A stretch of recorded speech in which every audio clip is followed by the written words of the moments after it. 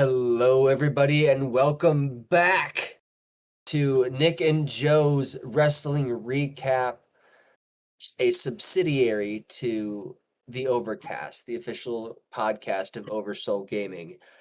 I'm Nick, I'm Joe.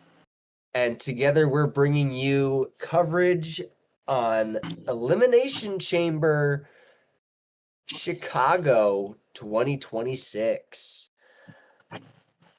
This honestly, with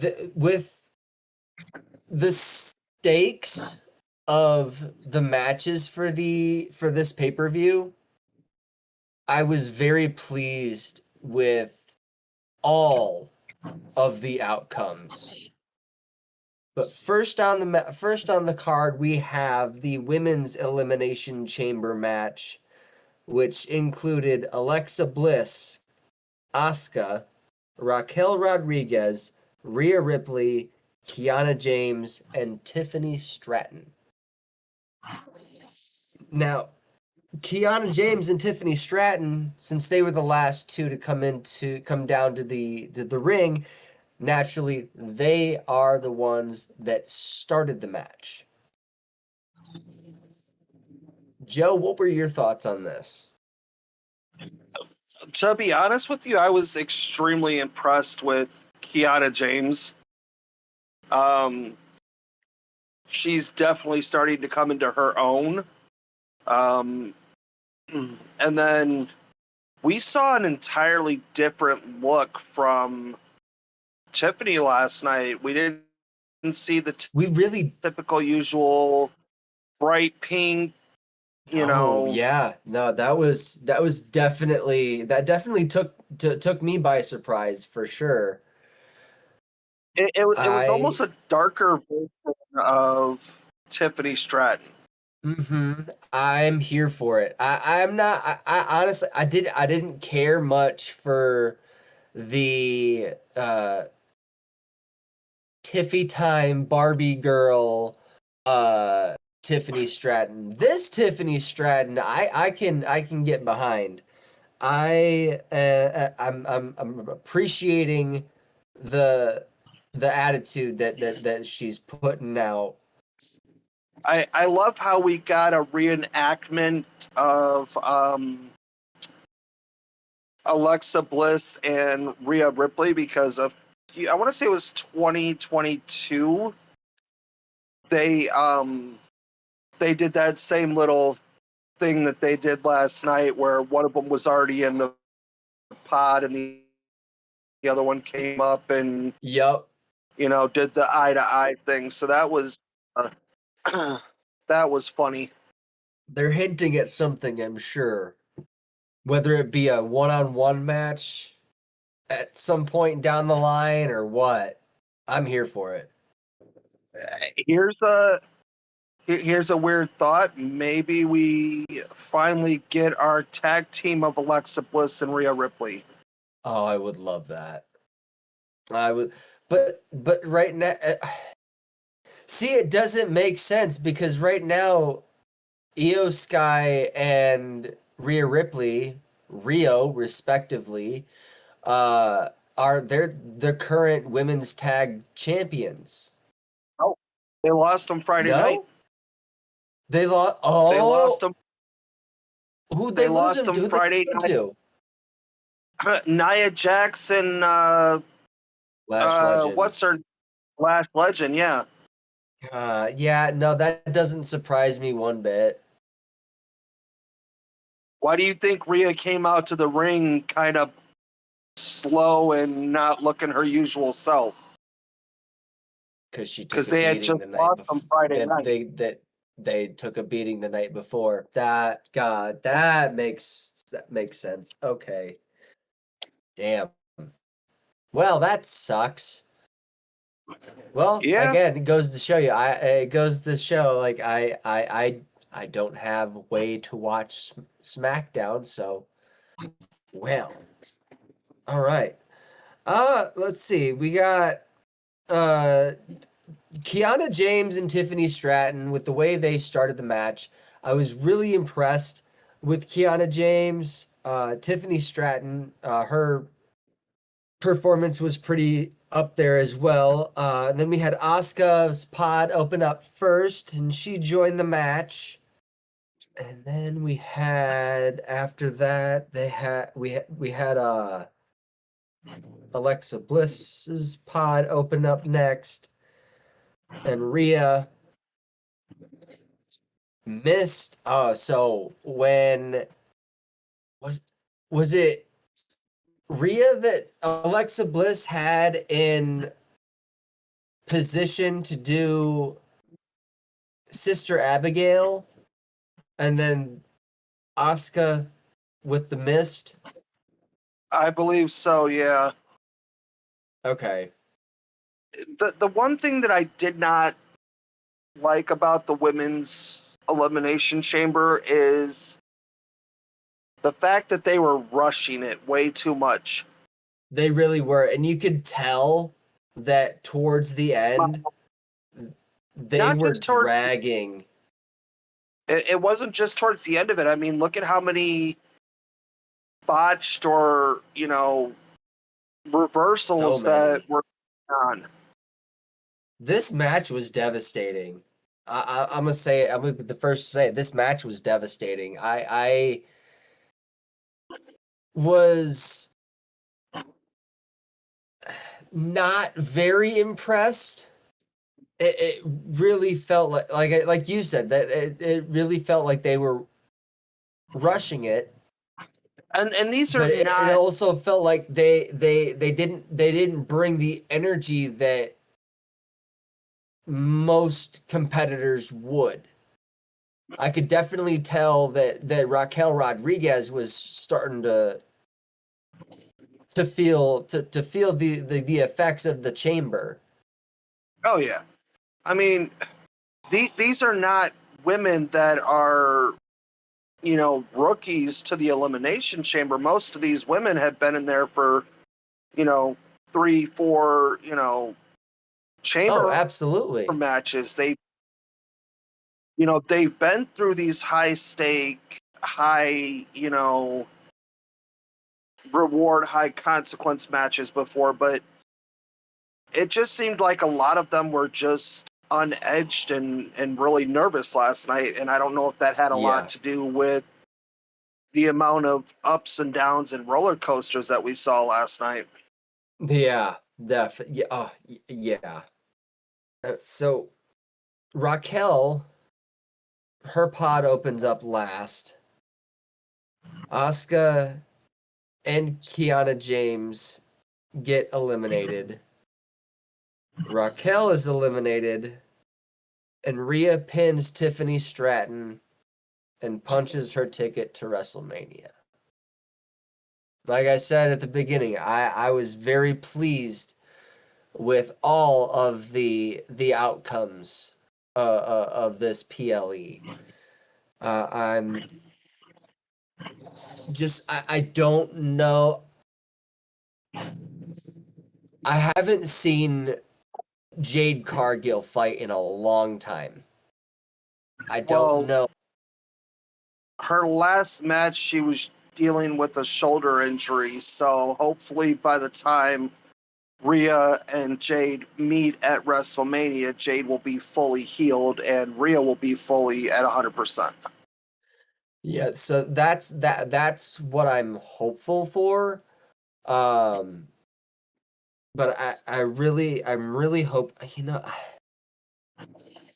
it's just simply because of the fact that and this is probably very selfish of me. Sorry, Rhea. But I'm really hoping that when she does face Jade at WrestleMania, that Jade retains so that she can remain over on, that Rhea can remain over on Raw. Because I don't have a way to watch SmackDown. Right. But you do realize that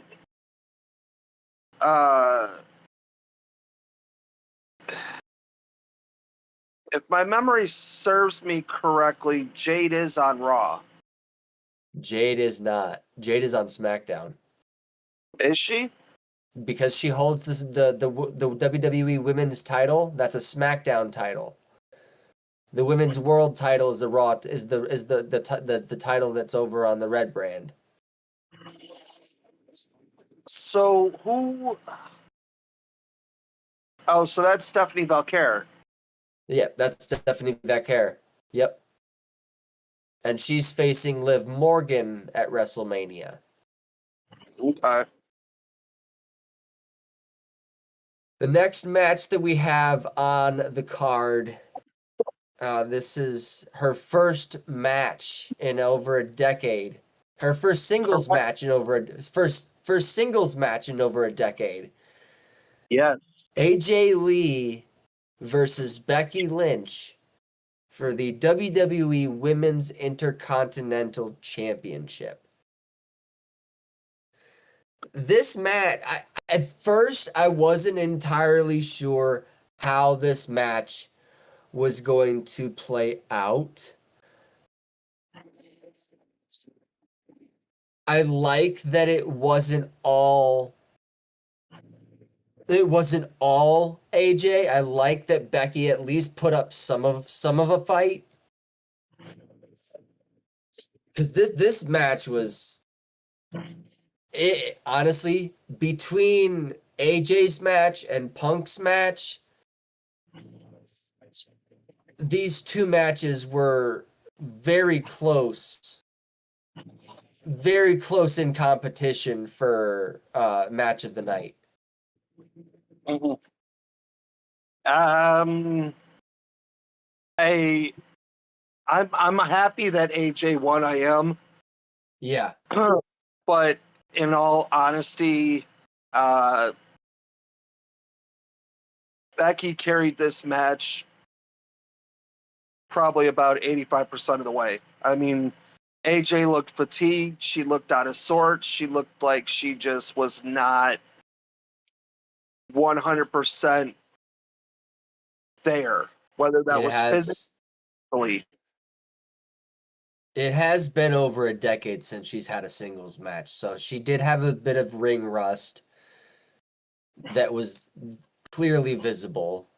Very visible. But we all know that this isn't over because Becky's gonna, do her little bit of, oh, I got cheated by the ref and da da da da da, and so we'll see them again most likely at WrestleMania. Oh, I'm sure it'll be a constant back and forth between Becky and AJ for at least for a little while. Hopefully, AJ picks up another rivalry with someone soon. The only way this is gonna, end as far as AJ and Becky goes is AJ's gonna have to get a definitive, no doubt about it, win over Becky. Yeah. So I don't know. Yeah, Becky did for the third time. She tapped out to the Black Widow submission hold. And that's all been within about 6 months. Yep. And making AJ Lee for the first time in her career a Intercontinental Champion. The next match that we have on the card is CM Punk versus Finn Balor for the WWE World Heavyweight Championship. Now, going into this match, the stakes are already high because CM Punk is main eventing WrestleMania. He is facing Roman Reigns in the main event at WrestleMania. Now, going into this match could have potentially changed the outcome of the main event. It could have changed it could very well have changed the match at WrestleMania. I really did like CM Punk's ring gear here. Shout out to the Chicago Blackhawks for his ring gear inspiration. I mean, they were at the United Center, so it made sense.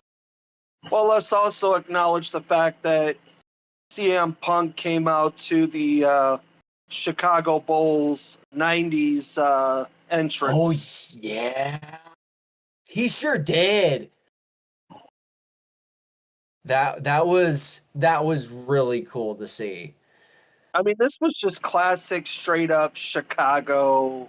This show had Chicago written all over it.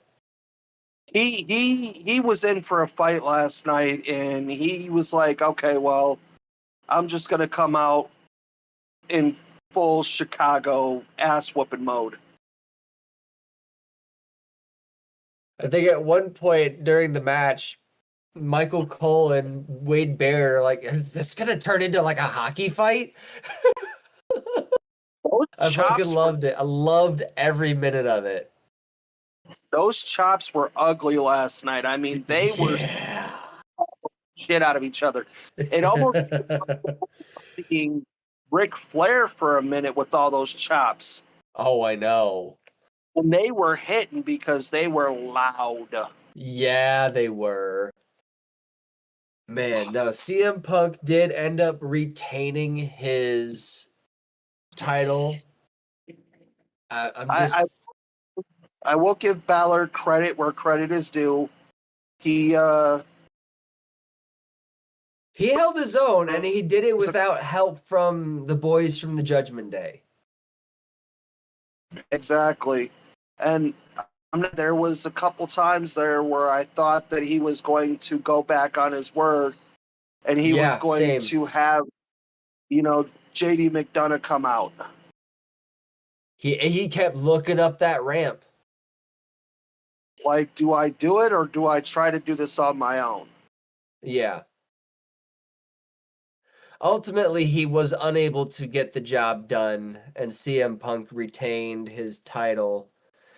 Now, there was a crate that was delivered to WWE that said specifically on it, do not open until February 28th,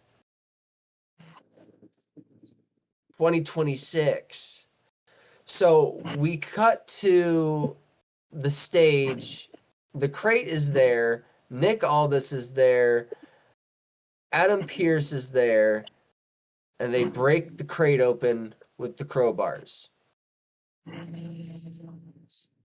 We have what looks like a coffin inside the crate. The coffin opens, and out. I don't remember if I have mentioned it on the show before, but I at one point, you and I were talking about this earlier. I have been saying for a long time that I would love to see Danhausen in the WWE, and sure enough, we get Danhausen as the surprise that was in the crate. Like, I've been following Danhausen for a while. I knew about Danhausen before he got to AEW. Thanks to an old friend of mine, Josh, my former supervisor, co-worker from the security at the Amazon. Josh, if you're listening, thank you for introducing me to Danhausen, because if you hadn't, I would have never known who this was. And I could not be more excited for this. I really hope that he has some interaction with CM Punk, given he has the nickname for him, Pepsi Phil. I cannot fucking wait. I am so tickled pink to see what this man has to bring to the table at WWE. I'm not even gonna lie. I thought it had something to do with the Wyatt Six. If I'm being honest. When they started throwing around the word cursed a lot, I'm like, there's no fucking way. There's no way. Yeah. This is gonna be Danhausen. I can't, dude.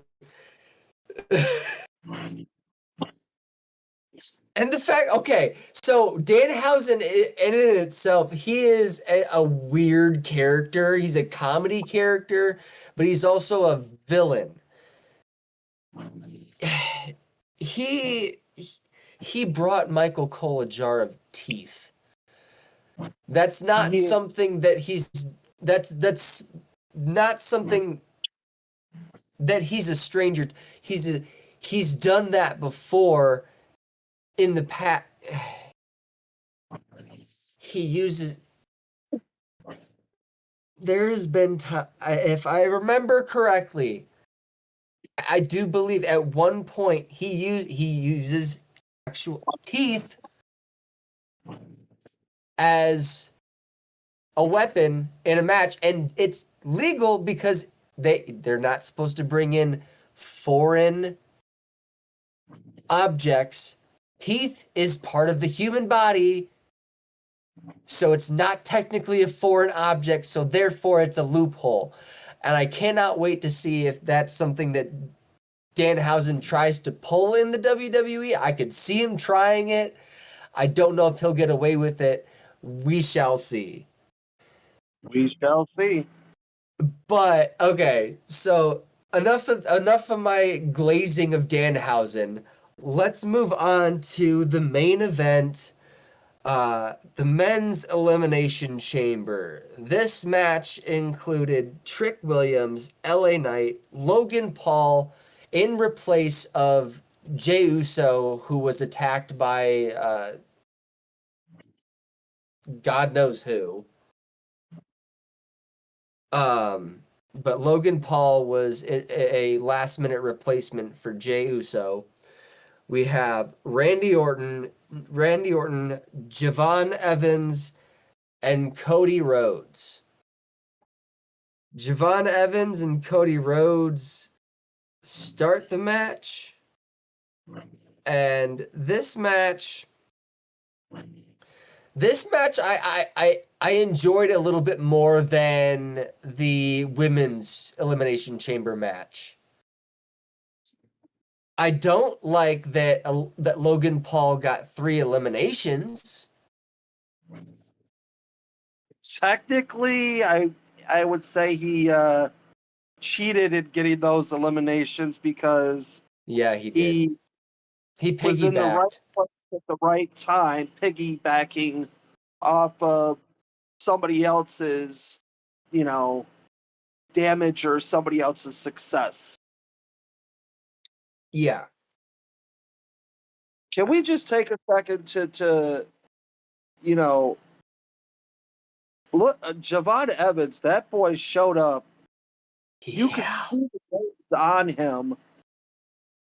But as soon as that bell hit, it's like he just turned into an entirely different person. Yeah. He really did. I mean, this kid is going to turn out, this kid is going to be a champion one day. And he's going to be a Grand Slam champion if WWE does it right with this kid, because I really hope they fucking do, because he's growing on me. I mean, he's a high flyer. Yeah. He's a risk taker. The crowd loves the guy. I mean, he's your typical. He almost reminds me of a young Kofi Kingston and a young Jimmy and Jey Uso. Yes, abso-fucking-lutely. Agreed 1000%. He's got that behind him. He really does. He definitely if he does things right and if he does things correctly, he has very high potential to be a champion one day. So, first pod that opens is Trick Williams. Trick Williams, he's a fucking powerhouse. He is. The way he body slammed Cody and Javon at the same fucking time, power slammed. Dude. I must have missed that. I did not see that. Not power slam. It's when he took them both and at the very like not long after he got out of the pod. I don't know. I must have missed it. Dude, it was so fucking cool. But no, then we got Logan Paul's pod to open up next. LA Knight, Randy Orton. Logan Paul eliminated Siobhan Evans, LA Knight, and Trick Williams. Cody Rhodes eliminated Logan Paul. We had another masked man, actually two masked men. One got carried away by security. The other made it into the cage. Made it into the chamber and curb stomped Logan Paul and then immediately removes his mask, revealing that it is none other than Seth freaking Rollins. I am so fucking glad that it was Seth Rollins that curb stomped Logan Paul. And to hear Paul Heyman in the background going, no, no. Dude. It's just your classic run-of-the-mill, acting by Paul Heyman. Yeah. No, I loved this, and the fact that it was Randy Orton that pinned Cody Rhodes to. I cannot wait to see Randy Orton take on Drew McIntyre at WrestleMania. I know it's not a match it's a match that we've seen before, but honestly, if anyone was gonna win this, it was gonna be Randy Orton, and especially because this is his 10th career Elimination Chamber match. Yeah, and he passed John Cena for the most amount of time spent in an Elimination Chamber match. He sure did. So, do we have any final thoughts on this main event? Honestly, I know this is going to be a unpopular opinion. Randy has no shot in hell of winning against Drew at WrestleMania. In my opinion, Drew is an entirely different breed, and Randy just doesn't have that killer instinct like he used to. And if he does still have it, he needs to find it and find it very quickly. Very quickly, because WrestleMania is in like the 50 days away. 48 days away, yeah. And we are 48 days away from WrestleMania. Yeah. And if Randy has any chance at winning this match, he needs to find the legend killer and get him out of retirement. That. So We shall see, man. It's going to be interesting leading up to WrestleMania on where certain matches get placed and if there's any twists and turns. And you know, I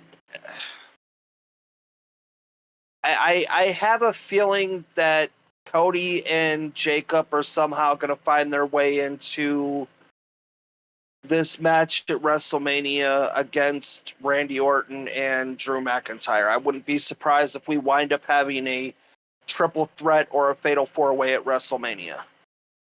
Yeah. Yeah, the last several years, there hasn't been a WrestleMania where they haven't had a triple threat or a fatal four-way for a major title. So it's going to be interesting, man. That's all I got to say. Yeah. All right. So let's move on to what we want to see next. All right, here we are. Okay.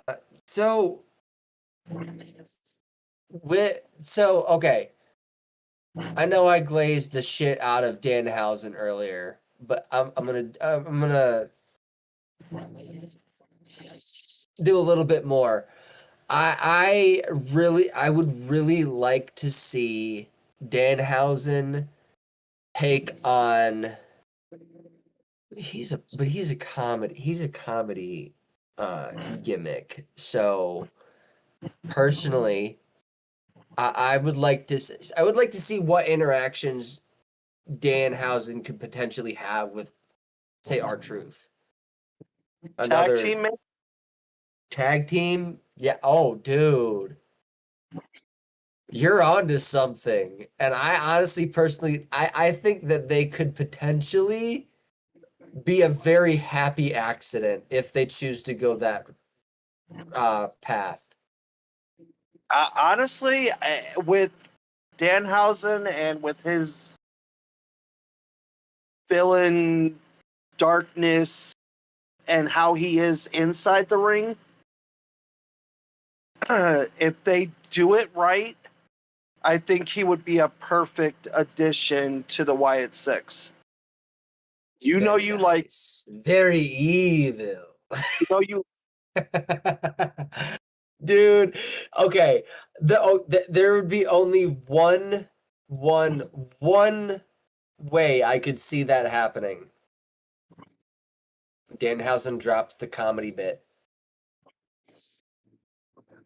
Well, I mean, because if I'll be honest, like if Danhausen joins the Wyatt Six the way he is now, the Wyatt Six would not stand a fucking chance. No, because hear me out. Okay. Here you have Bo Dallas, who has that psychotic, twisted sense of humor comedy bit to him, right? Yeah. Danhausen has that same kind of thing going on, but the few matches that I have seen of him, yeah, it's a lot more sick and sadistic than Bo Dallas does. So I think it would work. Okay. I'm here for it. You got to be a little. You got to be a little sick and twisted and funny to be a part of the Wyatt Six. You're not wrong. So he might be the perfect addition that might be the perfect addition that they need to have a big comeback. We shall see. Yeah. Do we have any other thoughts? I don't have anything this week, surprisingly. All right. Well, I think then that's a perfect time for us to move on to the final segment. Chewy's Guess the Wrestler. What do you got for me, Joe? You're gonna hate me today. Oh, am I? All right, male or female? Male. Male. Dead or alive? Dead. Dead. Okay. Hall of Famer? No. No. Okay. Not to my knowledge. Not to your knowledge. Okay, gotcha.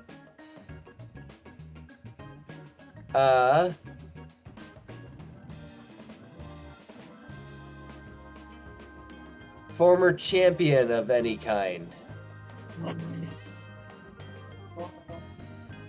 Not to my knowledge, no. Were they active in the 2000s? No. We're going further back. Oh. Okay. Active in the 90s? Yes.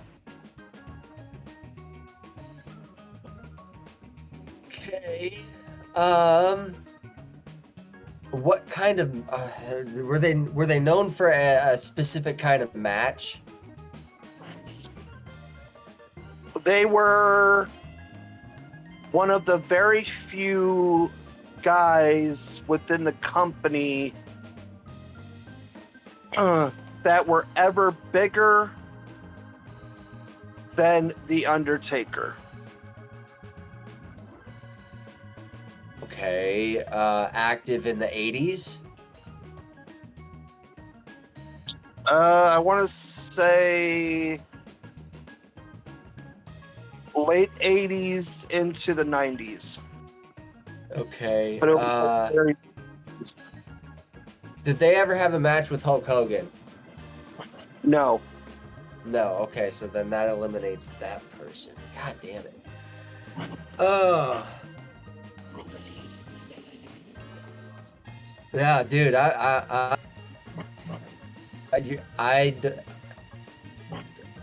haven't the foggiest. Who is it? The Giant Gonzalez. He wrestled Undertaker at WrestleMania 9 in Las Vegas at the Caesars Palace. Okay. This dude's like 8 feet tall. He was a monster. Jeez. Okay. See, for some reason I was thinking Andre the Giant, but then you said he never had a match with Hulk Hogan. I'm like, oh, okay.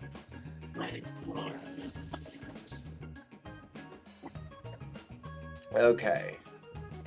All right. I got my person.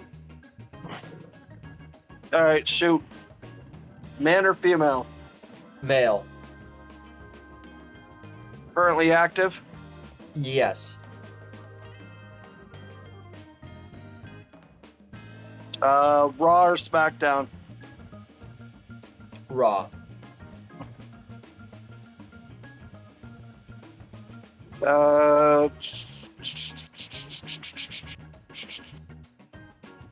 Current champion? Oh. No?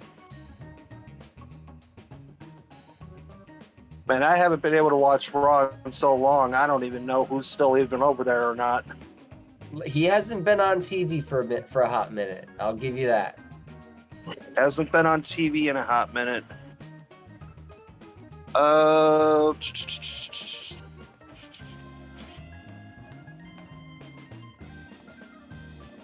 Like I said, I haven't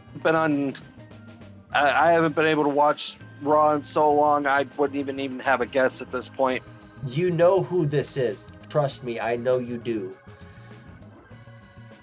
Oh God. Yeah, I'm gonna just wave the white flag on this one, man. I haven't been able to watch Raw in so long. One of his signature moves. White noise. Oh, you talking about Sheamus? Yes. Okay. He's still on Raw? Yeah. Last time He's still I active. thought he was on. He hasn't been on TV for a minute. Alrighty. But yeah, this was a bit of a shorter episode than normal. But that's okay. We got Backlash coming next. Or do we have a no, we don't. We have no more PLE WrestleMania. No, I believe we have Backlash coming before WrestleMania. Let me pull events. No, you're right. No, yeah, we don't have any more PLEs until WrestleMania, so we will be. That's okay.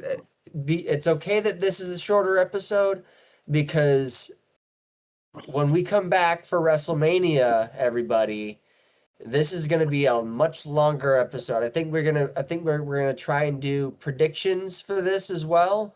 Do we want to try and do predictions before? I'd say if we're going to try to do predictions, we'd need to do it, like a couple days beforehand, but we'll figure that out.